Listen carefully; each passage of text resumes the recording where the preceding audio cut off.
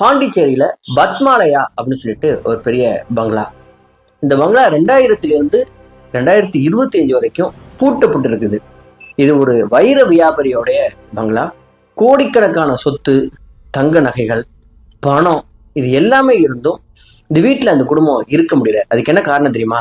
அந்த வீட்டுக்குள்ள ஒரு இளம் பெண்ணோட ஆன்மா இன்னைக்கு வரைக்கும் அலறிக்கிட்டே இருக்குது. தான் ஏன் கொல்லப்பட்டோம் அப்படின்னு அது இன்னும் துடிச்சிட்டு இருக்குது. அந்த பெண்ணுடைய குடும்பம் இன்னைக்கு வரைக்கும் உறங்க முடியாம அவஸ்தையில் இருக்காங்க. சரி, இந்த பெண் யாரு, இந்த சம்பவம் எங்க நடந்தது, எப்படி நடந்தது அப்படிங்கிற டீட்டெயில் தான் இந்த வீடியோ நம்ம பார்க்க போறோம். பாண்டிச்சேரியில சரியா ஜூலை 14 1999 ஒரு போலீஸ் ஸ்டேஷனுக்கு கால் வருது. அதை அட்டன் பண்ண எஸ்ஐ எங்கிருந்து பேசுறீங்கன்னு கேட்கும் பொழுது ஒரு பெண் அழுதுட்டே சொல்றாங்க, நான் பத்மாலயா வீட்டுல இருந்து பேசுறேன்.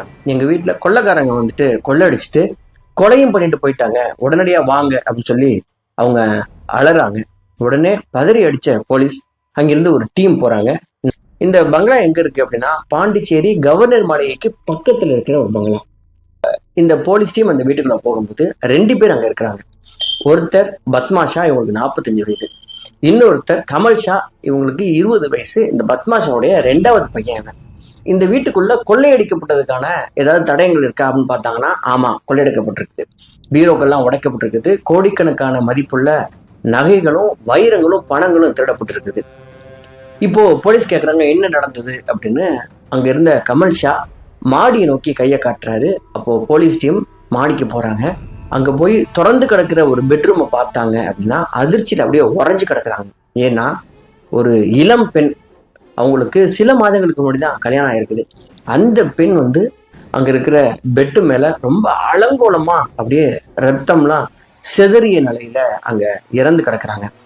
அந்த பெண் உடைகள்லாம் பாதி இல்லாத நிலையில கிடக்குறாங்க. இதை பார்த்த போலீஸ் அந்த உடலை மீட்டு அட்டாப்சிக்கு அனுப்பிச்சிட்டு இவங்க 2 பேர்ட்டையும் தனித்தனியா விசாரிக்கிறாங்க. அந்த 2 பேரும் சொல்றது, நாங்க சாப்பிட்டுட்டு தூங்கினோம். ஒரு 11 மணிக்கு மேல கதவை உடைச்சிட்டு 3 கொள்ளைக்காரங்க வந்தாங்க.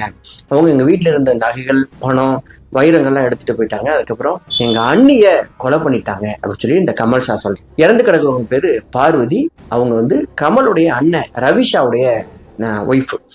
கொஞ்சம் மாதங்களுக்கு முன்னாடி தான் அவங்களுக்கு கல்யாணம் நடந்திருக்குது. இப்போ இந்த அட்டாப்சி ரிப்போர்ட்டுக்காக காத்திருக்கிறார் இன்ஸ்பெக்டர். அதுக்கு முன்னாடி இந்த வீடு யாருடையது, இவங்க எப்படிப்பட்ட பின்புலம் கொண்டவங்க அப்படின்னு விசாரிக்க ஆரம்பிக்கிறார் இன்ஸ்பெக்டர். இந்த வீடு யாருடையது அப்படின்னு சொன்னா பிரேம்சந்த் ஷா அப்படின்னு சொல்லிட்டு குஜராத்தில் இருந்து பாண்டிச்சேரியில செட்டில் ஆன ஒரு பெரிய பிசினஸ் மேனுடைய வீடு தான் அந்த வீடு. அவருக்கு அவருடைய குடும்ப தொழில்